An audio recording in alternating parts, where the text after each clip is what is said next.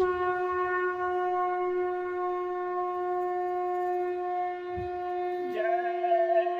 गुरुदेव। जय गुरुदेव।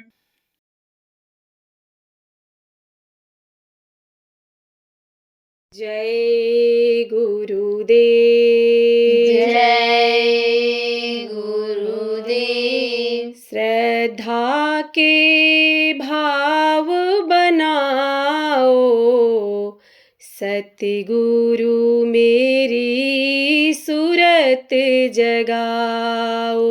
श्रद्धा के भाव बनाओ, सतगुरु मेरी सूरत जगाओ। श्रद्धा मेरी बढ़े दिन रहना, श्रद्धा मेरी बड़े दिन रहना। दर्शन पाए बिन नहीं चैना, दर्शन पाए बिन नहीं चैना। अब तो दर्श दिखाओ, सतगुरु मेरी सूरत जगाओ। अब तो दर्श दिखाओ, सतगुरु मेरी सूरत जगाओ। सूरत मेरी सतदेश विराजे, सूरत मेरी सत देश विराजे।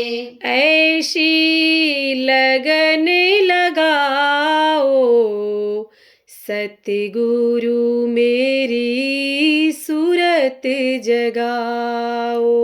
ऐसी लगन लगाओ, सतगुरु मेरी सूरत जगाओ। मैं तो हूँ सतदेश की वासी, मैं तो हूँ सत देश की वासी। आवागमन मिटाओ, सतगुरु मेरी सूरत जगाओ। आवागमन मिटाओ, सतगुरु मेरी सूरत जगाओ। ना जानू मैं रीति प्रेम की, ना जानू मैं रीति प्रेम की। अमृत रस बरसाओ, सतगुरु मेरी सूरत जगाओ। अमृत रस बरसाओ, सतगुरु मेरी सूरत जगाओ। सूरत सुहागन चली पिया घर, सूरत सुहागन चली पिया घर। मांग मेरी भर देओ, सतगुरु मेरी सूरत जगाओ। मांग मेरी भर देओ, सतगुरु मेरी सूरत जगाओ। उड़ जाऊं या काल देश में, उड़ जाऊं या काल देश में। ऐसे पंख लगाओ, सतगुरु मेरी सूरत जगाओ।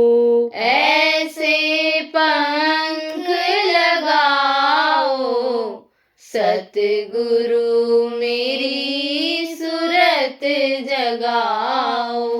सूरत मेरी होवे आसमानी।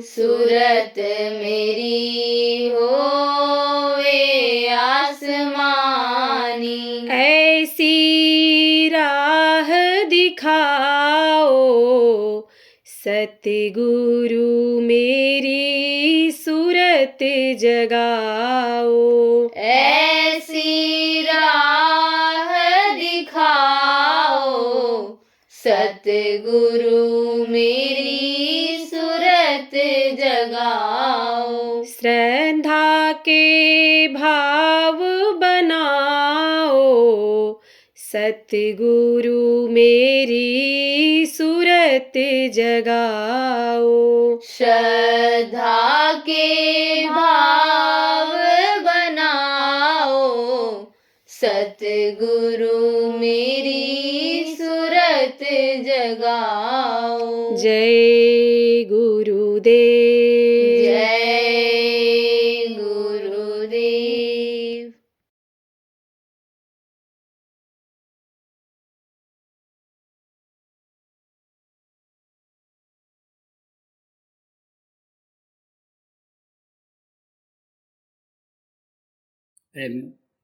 जिस काम को करने में लगे हुए हो, सच पूछो तो असीला काम ये नहीं है। असीला काम आपके मनुष्य शरीर पाने का कुछ और है। अब किस काम में लगे हो यह भी बता दें।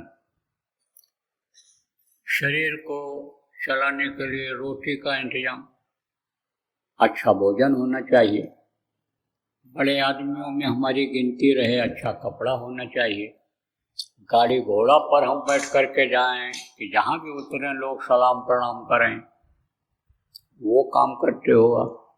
घर मकान बनाते हो कि अच्छी कोठी, अच्छा मकान, अच्छा बंगला बना रहेगा, उसमें से हम निकलेंगे तो आने जाने वाले भी सलाम प्रणाम करेंगे। धन दौलत इकट्ठा करते हो कि हमारे भविष्य में काम आएगा, लेकिन कल किसी ने देखा है? कल किसी ने नहीं देखा, और कल के लिए ही लोग परेशान रहते हैं। दो ही चीज इस दुनिया संसार में सत्य है। क्या? एक तो प्रभु सत्य है और एक मौत सत्य है। मौत को कोई असत्य कह सकता है? किसी से कहा जाए तुम्हारी एक दिन मौत आएगी आएगी, तो कोई उसको झुठला सकता है? नहीं झुठला सकता है। क्यों? क्योंकि यह मृत्युलोक है। यह मृत्युलोक है। इस लोक का नियम ही यही है कि जो पेड़ फलता है वो झड़ता है, जो आग जलती है वो बुझती है, और जो पैदा होता है वो मरता है। तो मौत तो सामने खड़ी है। ये दिन और रात जो आते हैं ये चूहे हैं, चूहे। दिन को क्या बताया गया? सफेद चूहा। और रात को क्या बताया गया? काला चूहा। ये रात और दिन जितने भी आते हैं ये उम्र को काट करके खत्म कर दे रहे हैं। 96 करोड़ सांसों की पूंजी हर इंसान को मिली है और ये दिन रात काटते चले जा रहे हैं। इसी को आदमी भूला हुआ है। ये जो दिन तिथि आती है, ये जो अमावस्या पूर्णिमा आती है, ये मनुष्य के लिए संकेत करती है कि एक महीना तुम्हारा ये निकल गया, ये सावन का महीना चला गया, ये भादों का महीना चला गया, ये क्वार का महीना चला गया। ये सब बताते हैं। जनवरी, फरवरी, मार्च, अप्रैल ये निकल गया। घड़ी आप लोग बांधते हो हाथ में, घर में भी लगाते हो, तो घड़ी क्या संकेत करती है?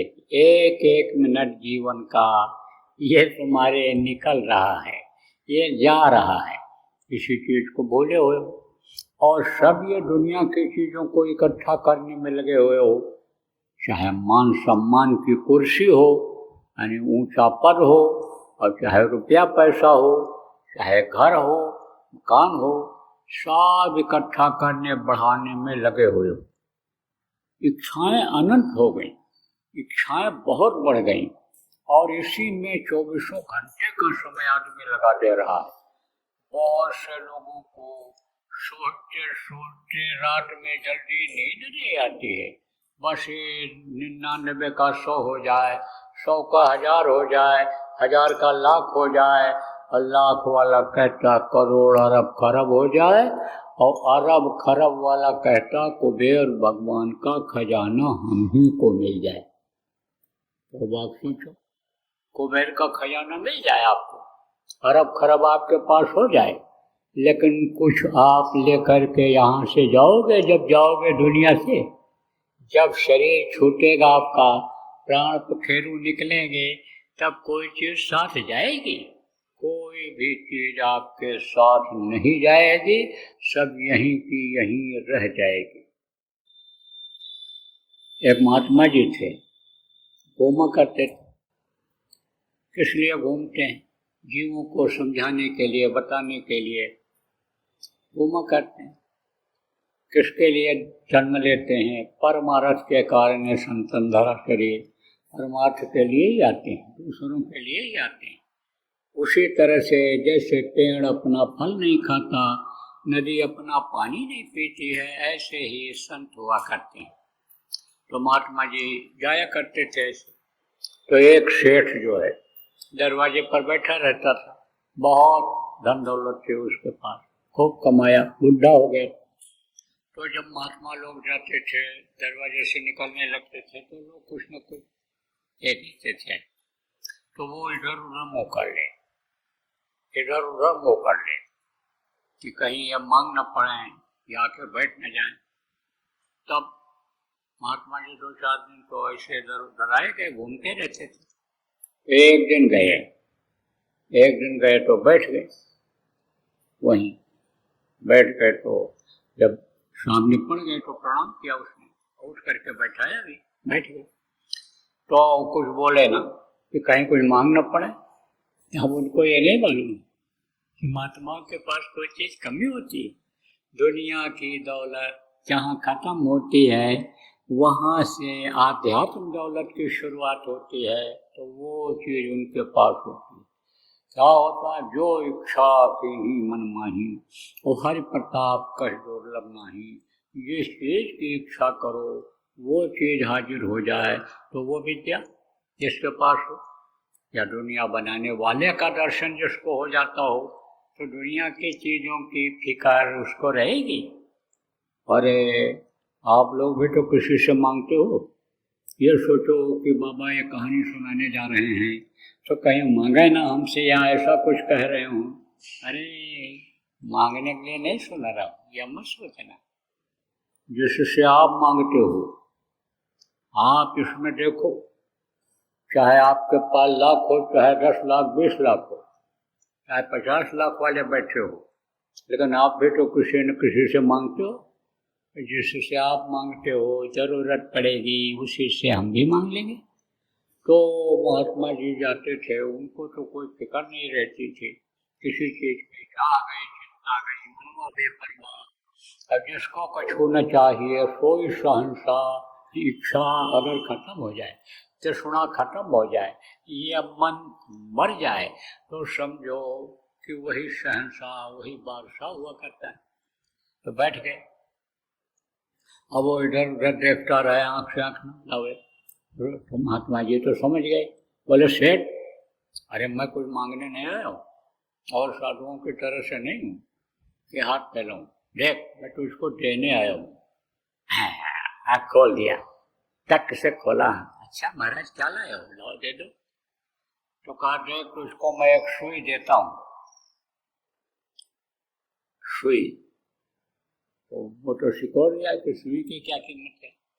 तो कहा देख से रख ले कुछ समय के लिए, सुई कीमत तो नहीं है इसकी, लेकिन तू कुछ समय के लिए रख ले, और अभी कुछ दिन के बाद तू दुनिया संसार से चला जाएगा। और जब जाने लगेगा तो ये सुई मेरी एक लेते जाएगा, लेते चलना। तो मैं तो आऊँगा बाद में और तू जाएगा पहले, तो तेरे से मैं सुई वहाँ ले लूँगा। कहा है महाराज, अभी आप वहाँ हमसे ले लोगे, हम ले कैसे जाएंगे? अरे कैसे नहीं ले जाओगे? ये रुपया पैसा, ये जो जमा किए हो, ये जो धन दौलत बढ़ाए हो, ये जो दुकान और ये मकान जो बनाए हो, ये नहीं ले जाओगे? किस लिए बनाए हो? अरे नहीं ले जाओगे? तो कहे कि महाराज कैसे ले जाएंगे? तो कहे ले जाओगे, तुम्हारा मन इसी में लगा हुआ है और तुम तो कह रहे हो इसी घर में हम रहेंगे जिसमें रहते हो, तो इसमें दरवाजा क्यों लगा दिया? इसी दरवाजे से तुमको लोग बाहर निकाल देंगे और कहेंगे ले जाओ जलाओ, नहीं तो मिट्टी खराब हो जाए। अरे सेठ, अभी तेरे शरीर को मैं काटूं, तेरा शरीर क्या है? ये मिट्टी है।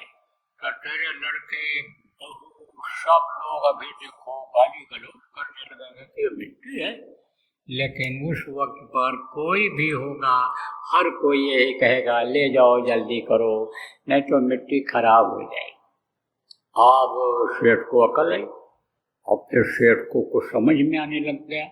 क्योंकि वो धन का घमंड, वो मान प्रतिष्ठा का घमंड, वो सब उसका मौत याद आने पर सब खत्म हो गया। तो कहा कि मौत को याद करो, मौत को हमेशा हथेली पर रखो, तो उसमें आदमी जो भी है मौत को सामने हथेली पर रखेगा तो इसमें फंसेगा नहीं। अब देखो, आप कहोगे भाई हम कुछ कमाएंगे नहीं, खाएंगे क्या? बात सही है, घर नहीं बनाएंगे, भीग जाएंगे बरसात में, गर्मी ठंडी का असर होगा शरीर के ऊपर, कपड़ा नहीं पहनेंगे तो भी असर होगा इन चीज़ों का। अरे तो कपड़ा भी पहन लो और खाने का इंतजाम भी कर लो और मान प्रतिष्ठा इज्जत अपनी बनाने के लिए घर बना लो, गाड़ी घोड़ा खरीद लो। जो भी काम करते हो आप, जो भी आपकी इच्छा है, जो आपकी इच्छा पूरी हो सकती है, उस सब काम को आप कर लो। लेकिन इस समय पर देखो प्रेमियों, आप 24 घंटा उसी काम में लगे हुए हो, 24 घंटा में से 2 घंटा समय आप शरीर छोड़ने के बाद कहाँ जाओगे? उसके लिए कुछ काम कर लो और नहीं तो फंस जाओगे। आपको अच्छे बुरे का ज्ञान अगर नहीं हुआ, अपना पराया का ज्ञान अगर नहीं हुआ, तो आपके इस शरीर से आपका ये जो मन है बुरे कर्म करवा डालेगा और बुरे कर्मों की सजा मिलती ही मिलती है। कर्म प्रधान विश्व रच राखा, जो जस कीन सो तस फल चाखा। कर्मों की सजा से कोई बच नहीं पाया, तो कर्मों की सजा मिलती ही मिलती है। तो कर्म अगर खराब हो गए, चाहे जो स्त्री हो चाहे पुरुष हो, आप चाहे जो हो, अगर कर्म खराब हो गए, ये नहीं समझ पाए कि आँख किस काम के लिए दिया है, अच्छा काम, अच्छा देखने के लिए, कान अरे अच्छे शब्द सुनने के लिए मिला है, सत्संग वचन सुनने के लिए मिला है। आप ये नहीं समझ पाए कि मुँह से मीठी बोली बोलनी है, ऐसी बोली न बोला जाए कि किसी को तकलीफ हो। आप देखो, कहा गया कौवा किसका धन हरे, कोयल किसके लिए, और मीठी बोली बोलकर सबको बस में कर दे। कौवा किसी का धन हरता है, लेकिन कौवा अगर काँव काँव बोल रहे तो ऐसे टपोरी बजाने लगते हो। तो कोयल बोलती है क्या बढ़िया आवाज में बोल रही है, सुनने लग जाते हो। ऐसे मीठी बोली बोलने के लिए मिला है, पैर अच्छे काम के लिए जाने के लिए मिला, हाथ अच्छा काम करने के लिए मिला। अब इसी से अगर बुरा किया, अब कहोगे भाई अच्छा और बुरा होता क्या है? जब बराबर सत्संग सुनते रहते हैं तब अच्छाई और बुराई का पता चल जाता है। वैसे तो परिवार वाले, समाज के लोग, माता पिता, ये सब अच्छे और बुरे का ज्ञान समाज में करा देते हैं। उससे जो बचता है उसको जब समर्थ गुरु खोज लेते हैं तो वो करा देते हैं। सत्संग जब मिल जाता है तब उससे आ जाता है अच्छे बुरे का कर्म कि अच्छा क्या है बुरा क्या है। तो बुरे कर्म अगर शरीर से बन गए तो आखिरी वक्त में ही तकलीफ शुरू हो जाएगी। कब? जब शरीर छोड़ने को होगा, जब प्राण निकलने का होगा, जो 10 प्रकार के हैं, जो इस शरीर को जीवात्मा चलाती है, इसके निकलने का समय होगा, तो वो समय कौन आएगा? यमराज के भयंकर दूत कैसे होंगे? लंबा मुंह, निकले हुए बड़े दांत और समझो 3 आंखें, नाक टेढ़ी और भयंकर सिर उनका, बड़े बड़े बाल, पूरे शरीर से बदबू आती है। तो आते हैं खाली कराने के लिए, हथौड़ी मुगदर लेकर के, मशाल लेकर के आते हैं। देखते ही ये खून पानी हो जाता है, आंख की रोशनी खत्म हो जाती है। जब वो आवाज लगाते हैं, चलो समय हो गया, पैर मत करो, तो कान का पर्दा फट जाता है, सुनाई नहीं पड़ता। यहाँ कितना भी कहते रहो दादा जी काका जी का क्या तकलीफ है, कुछ नहीं, सुनता ही नहीं है, कुछ नहीं। आप तो समझो बोल नहीं पाता, जबान टुकड़ी हो जाती। क्योंकि वो जो बोलता है उसका एक ही आवाज सुनाई पड़ती है। जैसे मैं बोला ना कि आप बोलोगे तो आपकी एक आवाज सुनाई पड़ेगी, ये पूरा एक शब्द हो गया। लेकिन जो है वो उन लोगों को यही सुनाई पड़ रहा, आप ऐसा आप बोलिए, खराब हो जाती है एकदम देखते ही। उसके बाद में ये जीवात्मा समझो निकलना चाहती नहीं है। क्यों नहीं निकलना चाहती है? जैसे 20-30 साल से किसी घर में आप रहते हो और वहाँ से निकल के जाना हो तो जल्दी मन नहीं कहेगा। बहुत अच्छा घर बना लेते हो लेकिन तो भी चलता रहता है, बना के ताला बंद कर लेते हो, कहते हैं अच्छा फिर चलेंगे, फिर गृह प्रवेश करेंगे। बहुत से लोग रहने के लिए बनवाते हैं लेकिन उसमें भी टाल मटोल होता ही रहता है, वो जगह छोड़ने का मन नहीं कहता। अब इतना दिन का ये शरीर, इसको जल्दी छोड़ना नहीं चाहता है, ये जीवात्मा निकलना नहीं चाहती है। तब वो समय जब हो जाता है तो 1 मिनट भी यहाँ नहीं रहने देते, मार मार करके, झुलसा झुलसा करके इस जीवात्मा को इस शरीर से यमराज के दूत निकालते हैं, बंद करते हैं। किसमें? पिशाच का शरीर। पिशाच का शरीर कैसा होता है? मनुष्य शरीर जैसा ही होता है, लेकिन यह मनुष्य शरीर जो आपका बना है, जल पृथ्वी अग्नि वायु और आकाश 5 तत्वों का बना हुआ है। माँ के पेट में 9 महीने में बनकर तैयार हुआ है। और उनका जो शरीर होता है, पिशाच का शरीर होता है, उनका माँ के पेट में नहीं बनता है, 5 तत्वों का नहीं होता है। तो वो ऐसा लेकिन होता मनुष्य जैसा ही है। जैसे आप देखो कि गाय होती है और एक नील गाय होती है, वो भी गाय है कहलाती है, लेकिन उसकी बनावट अलग होती है। जैसे देवता होते हैं, 17 तत्वों के लिंग शरीर में देवता होते हैं और 17 ही तत्वों के शरीर में प्रेत होते हैं, लेकिन दोनों के बनावट में बहुत अंतर है, शरीर के बनावट में बहुत अंतर है। बल्कि समझो कि अन्य प्रेतों की जो एड़ी होती है वो आगे की तरफ होती है, पंजा पीछे की तरफ होता है, और वो धरती पर चलते हुए दिखाई पड़ते हैं। और देवता अगर मनुष्य शरीर में दिखाई पड़े या अपने रूप में दिखाई पड़े तो उनका पैर जमीन पर नहीं लगता है। तो आपको समझने की जरूरत है कि मनुष्य शरीर जैसा ही शरीर होता है, पिशाच का शरीर उसमें बंद करते हैं। कहाँ ले जाते हैं? वो जहाँ इंसाफ होता है, न्याय होता है, जज जहाँ बैठता है, उसको क्या कहते हैं? यमराज। यमराज के दूत ही ले जाते हैं इनको। यमराज को हुक्म है कि जैसे शरीर पूरा हो, किसी का समय पूरा हो, अपने दूत को भेज करके निकाल करके तुम इधर लाओ और तुम इंसाफ करो, उसी हिसाब से उसको सजा दो। तो जो अच्छे जीव होते हैं, साधक साधना करते हैं, धर्मनिष्ठ होते हैं, उनको उधर जाना नहीं पड़ता है। लेकिन जो पापी कुकर्मी होते हैं उनको सबको यमराज के सामने पेश होना पड़ता है। अब रास्ता भी बता दें, कैसा है? कटे हुए पत्थर बिछे हुए, भाले लगे हुए, आप ये समझो कांटे बिछे हुए, ओ घोर अंधकार, ओ गड्ढे, इतने गड्ढे नीचे कि गिर जाओ तो अंधेरा ही अंधेरा उसको, उसमें से ऐसे जाते निकाल करके डाल दिया, फिर निकाला, फिर ले गए, इस तरह से और मारते हुए ले जाते हैं।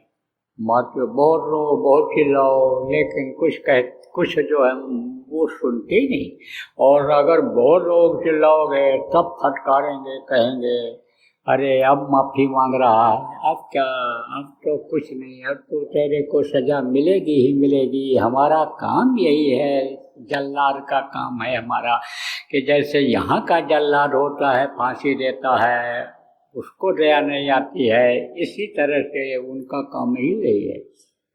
कहते हैं अब तुमको माफ़ी मांग रहे हो, उस समय तो जब माफ़ी मांगने का समय था, मनुष्य शरीर में थे, तब तो तुमने माफ़ी मांगा नहीं, तब तो तुमने अच्छी बातों को पकड़ा नहीं, तब तो तुम संत महात्माओं के बताए रास्ते पर चले नहीं, तो अब तो कर्मों की सजा मिलेगी, यमराज के सामने तो हम पेश करेंगे।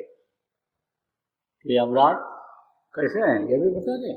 ओ बढ़िया दिव्य रूप है, तो चमकीला कपड़ा पहने हुए, तो ताज लगाए हुए, देखने में इतने सुंदर और इतने भोले लगते हैं कि कहोगे ये बड़े दयालु होंगे, लेकिन देखने में दयालु और लिखने में, बोलने में, वो सजा देने में बहुत कठोर हैं। वहाँ कोई भी आप समझो वकालत नहीं चलती है, कोई शोर सिफारिश नहीं चलता है, वो सारा का सारा यही शोर सिफारिश सेटिंग जो है वो यहीं रह जाती है। वहाँ तो चित्रगुप्त उनके बगल बैठे रहते हो, बड़े बड़े पन्ने सुनहले, उसमें लिखा हुआ रहता है सब का हिसाब। राम झरोके बैठकर सबका मुजरा ले, जाकी जैसी चाकरी, वह को वैसा दे, वैसे ही उसको सजा मिलती है। जो जिसकी जैसी चाकरी, चाकरी मतलब कमाई जैसी होती है, अच्छा हुए नरकों में डाल देते हैं, पड़े रहो, वहाँ कोई सुनवाई होने वाला है। एक दो नरक है, अरे नरकों की नदियाँ बहती हैं, बड़े बड़े कुंड है, ओ समझो आप कांटों के अलग, मवाद के अलग, आप समझो खून के अलग और मुर्दों के अलग, और वो जलते हुए घड़े अलग, हो खंभे ऐसे जलते हुए उसी में छुआते हैं, सीने पर सवार हो करके दबाते हैं, आंखें निकल आती हैं जी, बहुत सजा मिलती है। कहाँ से बताऊँ मैं आप, मोटी बात आप ये समझो कि अगर कहीं चूक गए और न समझ पाए इस शरीर को पाने का मतलब, और इन अंगों से बुरा कर्म अगर करने में लग गए, मन कराने लग गया, मन बुरा कर्म कराने में ही लगाने रह गया, तो सजा मिल जाएगी। इसलिए उससे बचने के लिए नर्क में न जाना पड़े, उससे बचने के लिए कुछ करना पड़ेगा। नरकों में रहने के बाद फिर कहाँ जाना पड़ता है? 84 लाख योनियाँ, आसमान में उड़ने वाले पक्षी, जमीन पर चलने वाले जानवर, जमीन के नीचे रहने वाले कीड़े, पानी में रहने वाले जानवर, इन सब योनियों में बंद होना पड़ता है। ये पेड़ पौधे बना करके खड़ा कर दिए गए, 50 साल तक खड़े रहो, इधर से उधर जा नहीं सकते। आप समझो जितना भी हवा है झकझोरता है, जितना भी पानी ऊपर पड़ता है, जितनी भी सर्दी पड़ती है, सब झेलो, तो आप ये समझो इन योनियों में जाना पड़ता है।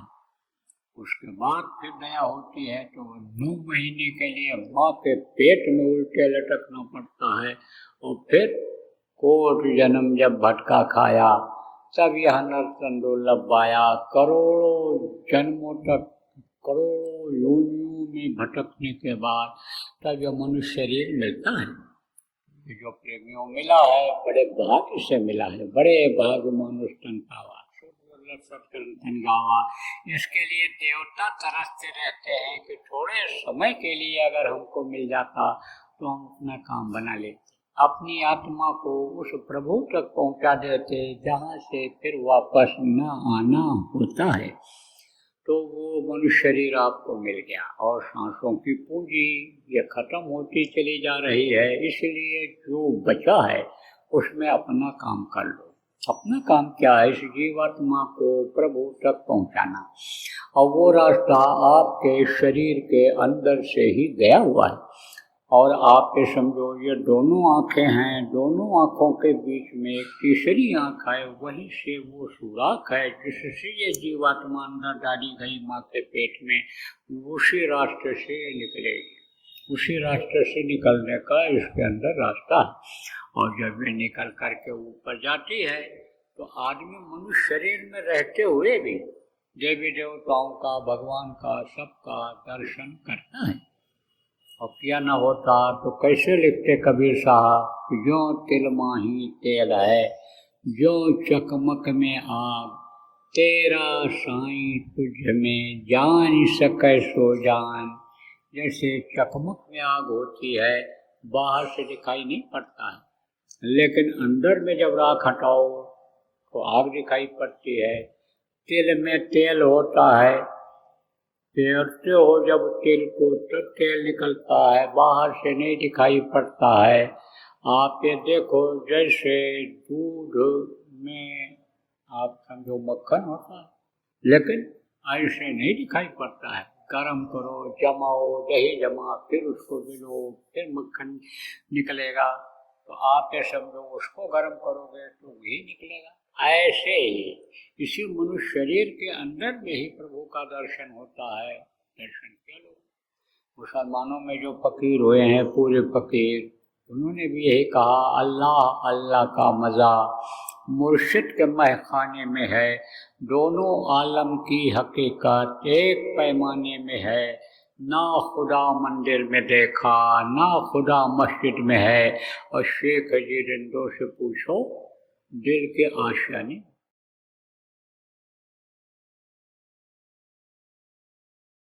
कहते हैं ना, तरुणाई अंगड़ाई लेती है जब, तब समझो इतिहास बदल जाता है। युवा में बहुत बड़ी शक्ति है, लेकिन हमको तो सबसे ज़्यादा चिंता इन युवाओं की है इस समय पर कि जो नशे की आदतों में फंसते चले जा रहे हैं, चरित्र को अपने गिराते चले जा रहे हैं। भारत जैसे चरित्रवान देश की गरिमा को ख़त्म करते चले जा रहे हैं।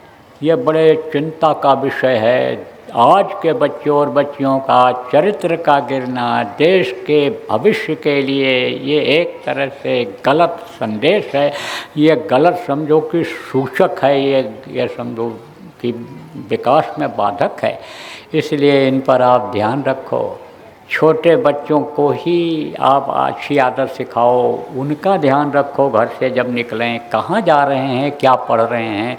गलत बच्चों के साथ, बच्चियों के साथ में हमारी बच्चियां तो नहीं पढ़ रही हैं, इन चीज़ का ध्यान रखो। जिम्मेदारी महसूस करो। किसका? गृहस्थ आश्रम का, गृहस्थ धर्म का पालन करो। अगर आपने बच्चा बच्ची पैदा किया है तो थोड़ा सा समय उनके लिए भी निकालो। नहीं पढ़ा सकते हो तो कम से कम शाम को जब लौट करके आएँ तो पूछो तो क्या पढ़ा, क्या पढ़ाया मास्टर जी ने, होमवर्क क्या दिया है, थोड़ा सा ध्यान दो।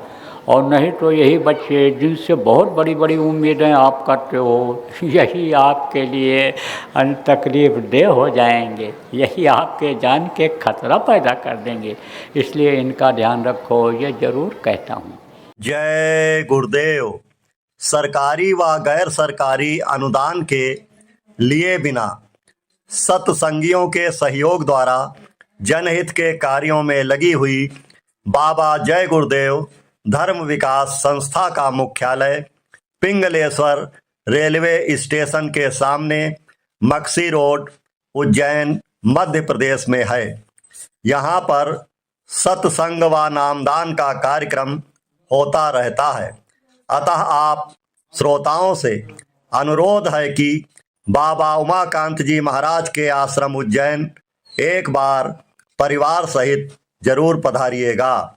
आपके सुझाव के लिए व्हाट्सएप नंबर 9575600700। जय गुरुदेव, जय गुरुदेव।